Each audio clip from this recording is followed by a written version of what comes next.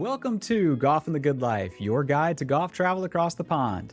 I'm DJ Jones, he is Connor Evers, and today we are returning to the topic of caddies. But before we get there, Connor, great to see you as always, man. As we are recording this, it's Scottish Open week. We got the Open Championship next week, so exciting times all around. What's the latest and greatest on your side of the screen? Deej, appreciate it. All is good. We are kind of in the peak summer months here, and it's always a really exciting time around the office and in the golf industry when the Scottish Open happens. So as we're recording this, it's Scottish Open week. The first round is tomorrow, and then the Open Championship is the following week. So really looking forward to watching links golf in the mornings. It's just a really great time. Our colleague Chris McCann is across the pond playing some golf in the St. Andrews and Edinburgh area as well with the son. So looking forward to hearing his field reports.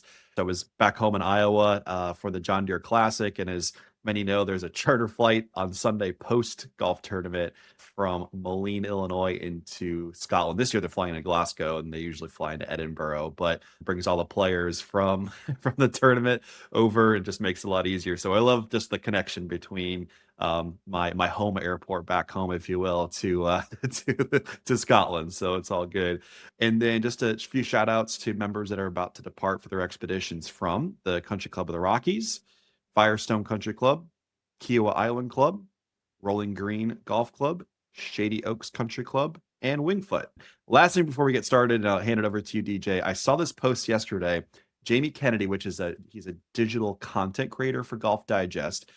I was kind of following along on his Twitter X page, and he was playing North Berwick yesterday. And he decided to play his round of golf with Hickory clubs. He took a video of him inside the golf shop at Gullen and kind of see, the inventory they had and got a set to rent or maybe even buy. I can't remember, but he sent a kind of a status update of every 3 to 4 holes. And his last post, he got a hole-in-one albatross, if you will, on the 18th hole. It blew up on social media. It's 270 yards. He's got his bag of hickories down right by the flagstick, and he's got the ball in the air with a one pretty much with the hole in one. So unbelievable! What a great way to kind of start the weeks, I should say, off with links golf. Just a neat experience for him, and like I said, it blew up on social media everywhere. I think they played late afternoon because it looked like still July, so it might be 10 p.m., but there's still a little bit of light out, and the lights of the clubhouse are kind of flickering in the background. I mean, it is a fantastic photo, but like I said, I just thought I'd share that to you.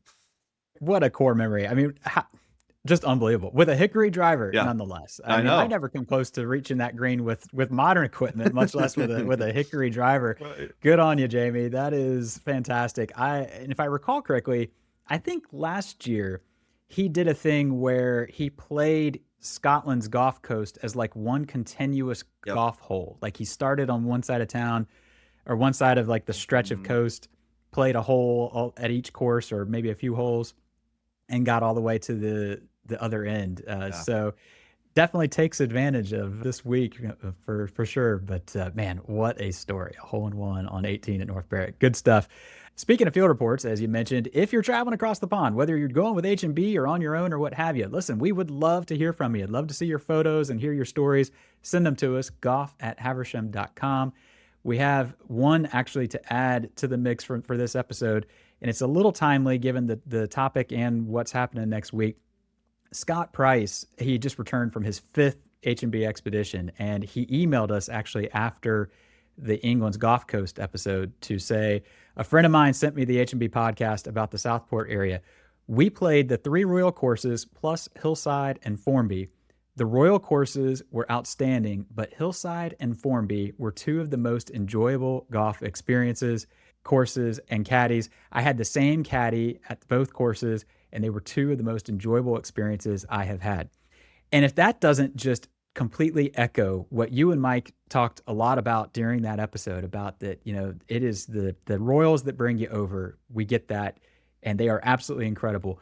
But it is the supporting cast of courses and England's Golf Coast that really make it the destination that it is. And I can't wait for it to be front and center during the Open Championship. And then one more thing to add on. I got to give a quick shout out to, as usual, the Golfer's Journal. So number 36 is out, and there is a fantastic article in here about Cairn. specifically 3 lady caddies at Karn that range in age from 74 to 84, Helen, Wow. Ann, and Kay. The article is fantastic. And what's funny is we've received field reports through the years of our groups, and one of these ladies has kind of been in the shots a couple times. And I've always wondered, what's the story here? Like, she's clearly caddying. It's not something you see every day. The article actually kind of talks a lot about that, sort of the sideways glances that they might get at the first tee, and then their guys realize, oh my gosh, I gotta hustle if I'm going to keep up with this caddy. And just a fantastic article, good stuff as usual. If you don't subscribe to the Golfers Journal, you absolutely should subscribe to the Golfers Journal. But talking about caddies, so let's get back to it. We first covered caddies, Connor, in episode 8, 3 years and Wow. some odd more later. And while a lot of the things maybe haven't changed too much, there have been some significant changes in some ways on the topic of caddies, but we just felt like, listen, it's been so long. We need to give this a bump. We need to give this a refresh in terms of advice and what's out there. I think there's some very dated cost advice that's in that in that previous episode. So, but as usual, let's start with the planner's perspective. When you're giving somebody advice, planning a trip or what have you regarding caddies, what are you telling them? Absolutely. So a lot of folks will come to us, and in regards to caddies, we'll ask 2 questions. One, is the caddy, are they guaranteed? Are they requested? We'll talk a little bit more about that. And 2, should we get them? Is it a requirement? What's your advice? I take caddies at my club here, sometimes should I do it there? And our advice always is yes, definitely take them, and for multitude of reasons.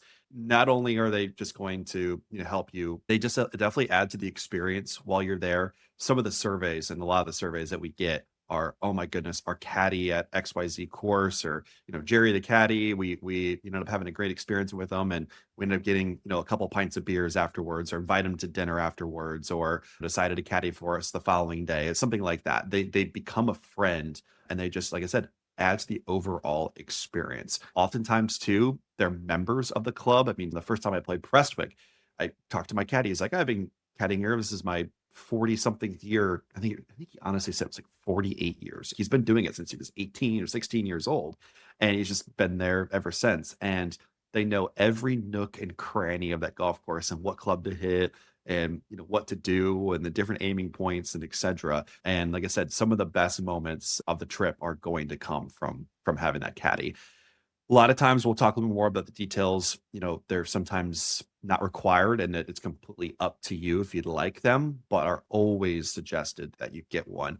Even going into the trip planning too, that I'll also mention, when from a planning perspective, is to think about the overall cost. So what the fee of the caddy is, plus a gratuity, times it out by your 6, 7, 8, 9 rounds of golf that you're going to have, and factor that into the trip cost, because that is just one thing that you, like I said, it's not a requirement, but it's a strong suggestion from us. The exception to always, will say, is maybe if you have an emergency 18, if you're playing somewhere that may not be a bigger course per se, or maybe you're playing a second round, another course, or you've played the course multiple times, you kind of know that. So I would still maybe suggest it, but it's not so much a requirement of maybe playing the old course for the first time, or some other places. The other thing too, from the planning perspective, is, I just thought I'd add this in there too, is a lot of these courses they're going to play, they are member clubs, and they open up their courses for visitors. So you may go there, and there's no signage. There's not signage after the green that says, hey, the next tee's this way, because they're used to a majority of their rounds of golf are members. So the caddy's also going to help you get from point A to point B. I have been out there a few times, DJ, across the pond, and I have seen visitor groups without caddies completely get lost. It actually happened at La Hitch. They were playing the wrong hole. They went to a different one, I think somewhere in the back 9. And it can easily happen, just because they may not even have a map on the scorecard. You're out there by yourself. So it's just one of those things too that I think I'd mention, of kind of the other reason why getting a caddy is a necessity too. No, for sure. I mean, they're going to get you around. They're going to get you around quicker, but also, yeah, they're going to make sure you end up on Yeah. the right next hole. I mean, there's some places where the next course is so close that you could very easily end up on a completely different golf course if you're not paying attention. So, So I true. mean, you having them there is so vital. But you're dead on. I mean, what they add to the experience next to driver hosts, I would Mhm. say the caddies are the people that are really making the experience what it is. Not to mention, aside from that and reading greens and whatever, helping you find golf balls. Think about the rough and at these links courses, and they're like magicians, man. They like zero in on exactly where it is. It's crazy. We've had numerous surveys that are like, I brought a dozen golf balls. I used like four the whole Yeah. trip because the caddies just found them all. So really great stuff. Good. So let's talk a little about X's and O's, if you will, of how it works with caddies and so forth. So the number one thing you have to know about caddies overseas, and it's really not much different than here at home, is that, like Connor mentioned, they are independent contractors. They are oftentimes local members of the club. They are not employed by the club, and as of such, they cannot be guaranteed. It is a request type situation. Now, the vast majority of the time, your caddy is going to be standing on the first tee as scheduled, just like you're hoping. But there are some things to keep in mind in terms of, availability issues, shoulder season, let's say early in the spring into the fall, before school gets out, quite frankly. Sometimes the number of caddies is outpaced by the number of golfers. And so it might mean that a caddy carries double. It might mean you have a four caddy instead of four walking caddies. But again, that's the exception, not the rule. But that's the first thing you have to know, is that they are not guaranteed. That it is a request situation. Those requests do need to be made in advance. The same thing about not having just an abundance of caddies waiting around for a bag. If you haven't requested and you show up and say, hey, I want to take a caddy, you are probably going to be out of luck. There might be one or two places overseas that can and will potentially fill a day of request for a caddy. But you got to get those requests in advance. Now, if you're traveling with H&B, we are doing that by default for every golf booking because, quite frankly, 99% of our golfers want a caddy for every round. Sometimes there's some exceptions, and then we communicate that to the club that, hey, so-and-so wants to skip a caddy for this round or whatever it might be. But get those requests in advance at the time of booking, maybe even follow up closer to, to just, hey, double check. I'm making sure you've got my requests on file. Because of, again, supply and demand, you're often going to find that in Scotland, and I'm going to say England as well, it's typically single bag caddies. In Ireland, more often than not, it's going to be double bag caddies, meaning one caddy carrying two bags. I'll add to that, you can't really request a double bag caddy. That you see that here at some of the resorts where they have like a single and double price point. Generally speaking, if there's a single caddy available, you're taking a single caddy. Requesting one in order to save a few bucks, that's not really a thing. But in Ireland, it's quite common. And, again, as mentioned, availability in the shorter months in particular can sometimes be a challenge, or maybe even in the peak months. I mean, here we are in the middle of July. Every golfer that wants to go across the pond is wanting to go right now. So I would imagine there's some clubs that maybe are struggling a little bit to fill every single caddy request, but know that these clubs, they care deeply about your experience. They want you to have a caddy. It's in their best interest for you to have a caddy because, quite frankly, otherwise it's a bunch of 5.5 hour rounds. And so they need the pace of play help that the caddies are going to provide. But that's really just the key thing to keep in mind. Got to be requested in advance, and it is a request, not a guarantee. But the vast majority of the time, they'll be on the first tee waiting for you when you get there. You're totally right, Deej. And I should have mentioned that too about pace of play. That also helps. I mean, the clubs want, someone out there to help move things along. And if some group's not used to links golf and looking for golf balls and etc., it can definitely make the round along. So that definitely helps with the overall It can go logistics. So sideways in a hurry in terms of pace of play, and the yeah. clubs know it. That's why that's Hmm. why they want you to take a caddy. Yeah, definitely. Absolutely. So, the biggest change, and I would say the reasoning why we're having this episode too, is the kind of the bigger changes that have happened since episode 8 or 9, as you mentioned, until now, Deej, is a lot of the clubs, more specifically to Ireland, I would say there's been some more cancellation policies that have been implemented across the pond. A lot of times it's often 48 hours in advance. So they will still charge you usually the regular fee. So whatever the fee is for a caddy, not including the gratuity, they'll still charge you if you cancel a caddy round within that 48 hours. Again, every place is a little bit different. Might be 24 hours, maybe 48, might not be a fee at all, but a few of the clubs have implemented this policy. And then the other thing that's been the biggest change, I would say, is a lot of the clubs have implemented also a mandatory 4 caddies at some of the clubs.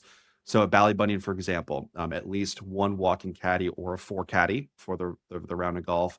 La Hinch has also implemented at least a 4 caddy there. Same thing with County Louth. That's actually new of this year. So that's a requirement. Funny enough, I actually had a group that it was in April that added County Louth literally the night before their round of golf. And it wasn't so much that there was an availability issue of tee times, it was availability of getting a caddy. So we could get the tee time perfectly, but it was even just having a caddy available. So they had to call a few places or a few caddies to at least get a 4 caddy in for that group. So just something to consider as well. This has always been the same thing, but some clubs actually just require caddies altogether. Like at Dare Manor, they require a single caddy for all golfers. When I worked there too, we had different types of sands for different divots and stuff. So the caddies would make sure the course is pristine from that standpoint. Going back, a lot of these changes are more for the Irish clubs. The Scottish clubs, I looked through Deej before we got on this podcast of all the courses from Scotland, Ireland, and England to go through them just to make sure I had everything all up to date. But the other big one is Muirfield is requiring at least a 4 caddy for afternoon golf if a group does play 36 holes. Optional for the morning if you want, but it is required for that afternoon round, which is foursomes. So it's a pretty quick round of golf, and they just want a 4 caddy to get golfers around the course fairly quickly. I mean, that usually that afternoon round is give or take about 3 hours. After lunch and maybe a glass or two of wine, it could be a little slumpy around for second golf. So caddy helps you get around. And then this is kind of another big thing. I mean, England, usually you're able to get single caddies there too. That's kind of the norm is what DJ said. And in Scotland and England, it's usually singles. Down the Channel Coast, I mentioned this, I believe, on our first podcast with caddies, or maybe just on the Channel Coast podcast in general, but Prince's, Royal St. Ports, and Royal St. George's, they use kind of the same caddy program. So if you're a visiting golfer and you're playing all 3 of those rounds of golf and having a caddy, you may actually have the same caddy for all 3 of your rounds of golf, which is kind of unique and interesting. That's kind of it from that standpoint. Those are kind of the changes. But I said a lot of the clubs are starting to have mandatory 4 caddies for some of the rounds of golf, which makes sense to get golfers around and just adds to the visiting experience. Well, and candidly, I think it's 2 good additions on their part. I mean, the cancellation policy, look, if you've requested a caddy and you show up and then you say, no, I don't want the caddy, there's somebody that's standing there expecting a bag that day, expecting to get paid that day, and Yeah. now they're out around a golf. That's not cool. Obviously, it must happen quite a bit, so it's one way for them to kind of head that off. If you've requested the caddy, either cancel that request if you're not going to take it, or if you show up and you still have one, just take the caddy. I mean, that's really what it comes down to. And then the other, with the mandatory 4 caddies, I think the pace of play thing just can't be overstated. I mean, it is one thing that we actually run into quite a bit in conversations with our members, is that they're expecting 4 to 4.5 hours. And in most places it probably is. And I think there's even this expectation that it's faster because they know that, overseas the members play faster. But the reality is actually quite the opposite, because you're usually bunched up with a whole bunch of other visitor groups that day.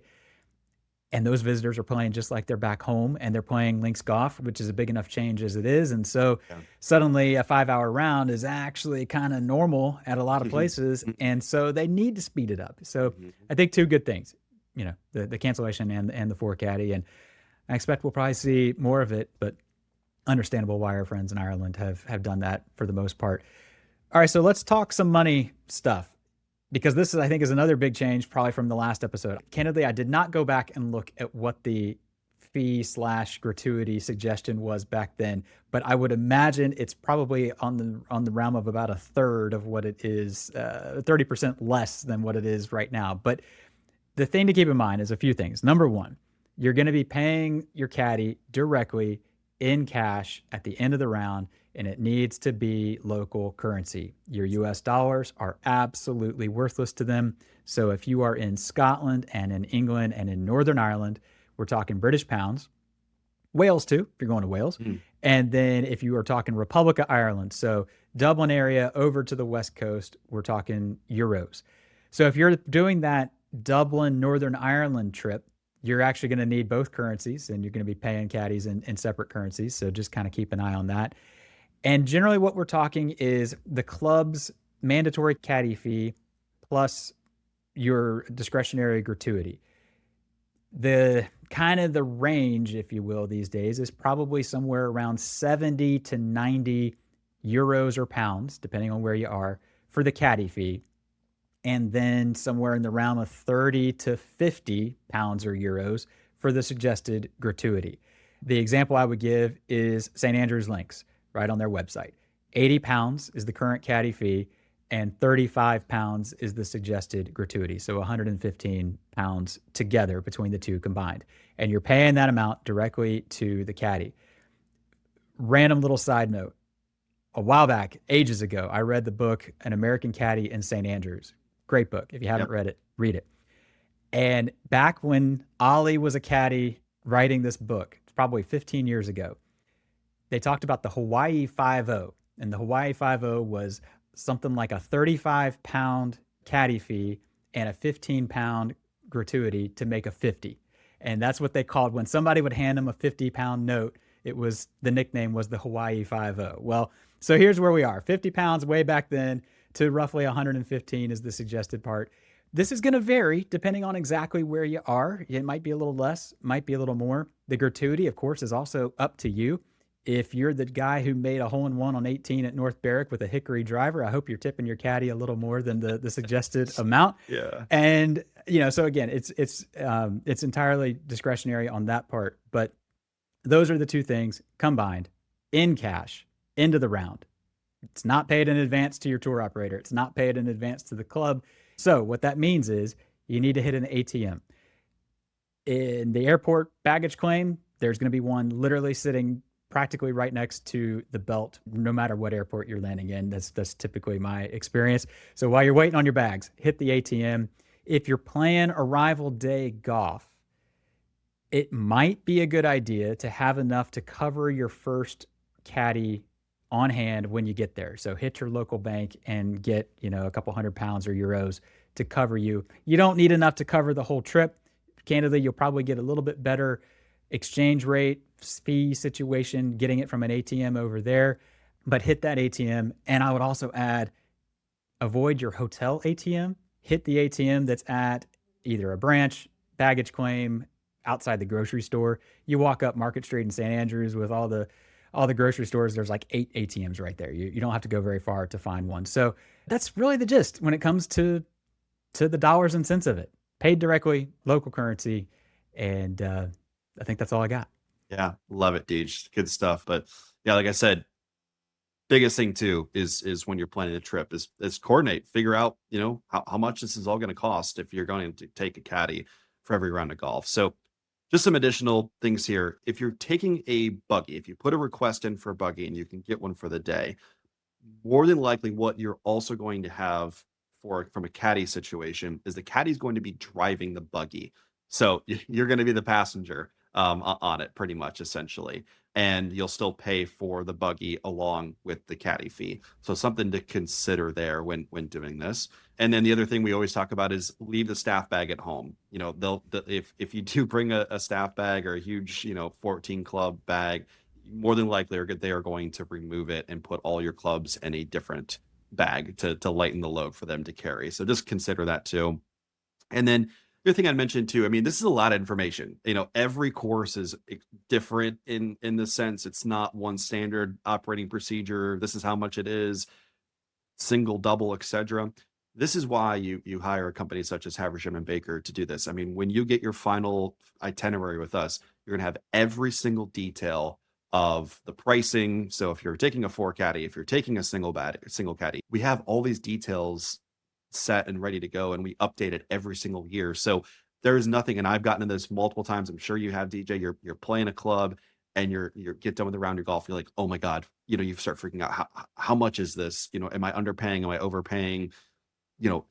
What's the standard operating procedure at this club? Well, you already know that before you even step off the coach for that day. It's in the Haversham and Baker app. You have all that information. So they take that stress out of it. So again, it's different everywhere. You could be in Northern Ireland and Dublin, and it's a completely different procedure from that too, and getting pounds and euros. But again, we take kind of the heavy lifting and the details out of that process and make it a seamless process for you too. So just thought I'd add that as well. That's a great ad. And, I would say that as the person who is charged with updating that information, I will tell you that it is a very fluid Yes. situation, continuously changing. So, Mhm. A, it's nice to have somebody that's taken that heavy lifting for you. But the other, as I would say, roll up a little flexible. Maybe the club has changed their caddy Yeah. fee last week and it hasn't gotten communicated or whatever it might be. So if it seems like it's in the ballpark, the caddy's probably not, they're not trying to pull one over on you. It may have just changed since then, but it's at least going to give you a very strong indication of what the fees and suggested gratuities should be from there. So, and I think, and you mentioned cost and factoring it into the trip. And I've mentioned this on other episodes.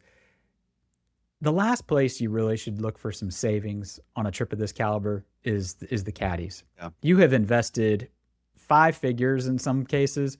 You have waited 2 years for your tee time at wherever it might be. In some cases, you might have been waiting decades to play the old course, county down, wherever it is. Take the Caddy.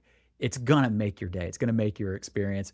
And I think to that end, I mean, we see it and hear it all the time. The random stories that come in from someone. So I'm gonna lead with a story. And Connor, I'll give you a minute to think on yours because I don't know if I think I've hit you unexpected maybe on this. Actually, before I do that, I'm gonna give a quick shout out to a guy on Instagram that I literally discovered this week, Caddy Stew. Didn't know Caddy Stu was out there floating around with his video camera around his neck, but he is.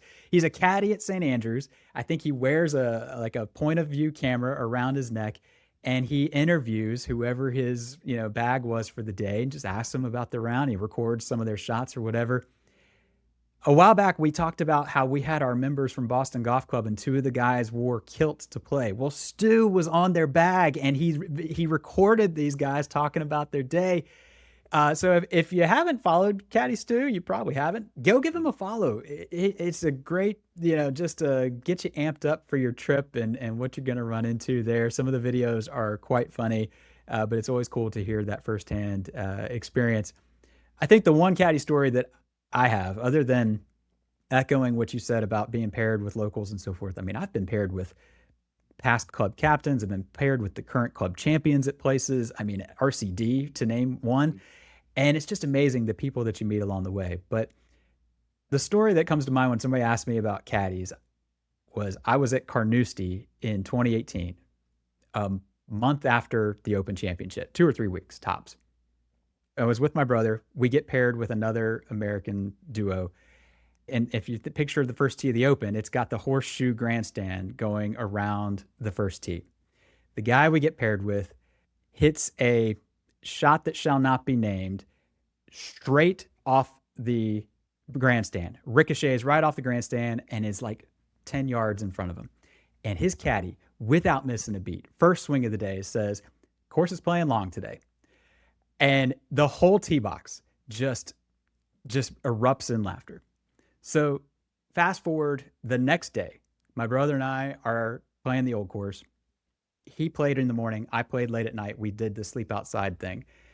And I played pretty well, but man, I just could not make a putt. My putting was absolutely terrible.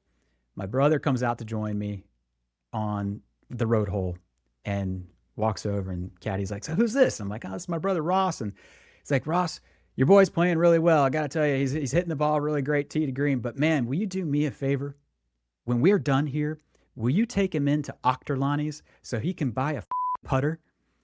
And again, we're just dying. And of all the things that I remember from the day at the old course, that line from my caddy, and of course I had a birdie putt on 18, and of course I lipped it out. Sure. And that's how it ends. But man, the caddies are good for so many of those things. I'm thinking back to a survey from a gent not long ago where he said that his caddy, a guy in his group, hit a bad shot, yelled something at the caddy along the lines of, you must be the worst caddy in Scotland. And the guy, again, without missing a beat, fires back, sir, that would be far too much of a coincidence.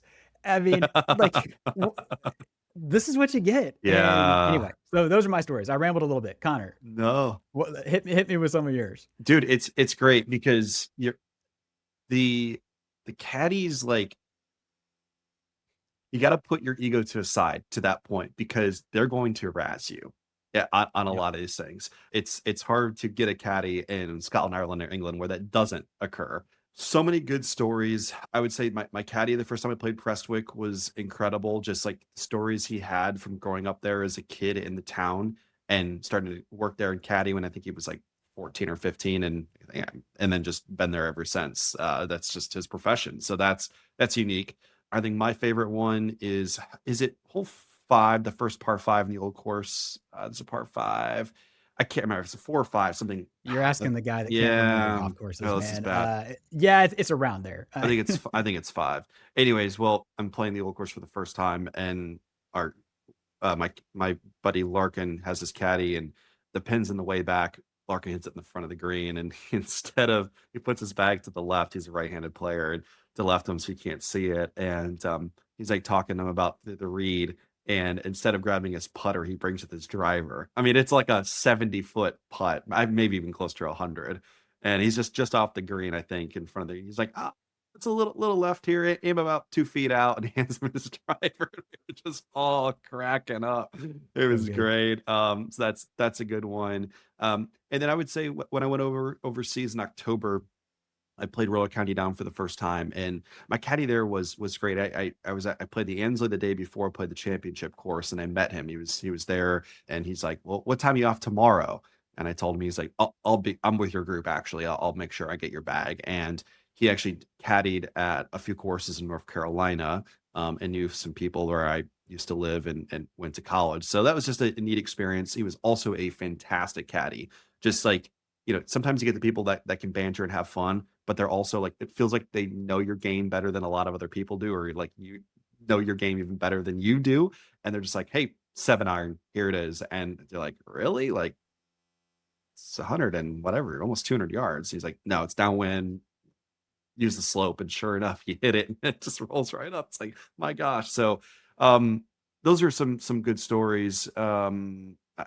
Also another caddy at Prestwick, I hit one OB in one hole, and he's like, "Not even God can send that one back, Connor. It's so far right." And sure enough, it was. I hit a huge banana slice. So just the little antics and fun things. Again, if you go into it where you're super serious, you're not going to have a good time with a caddy.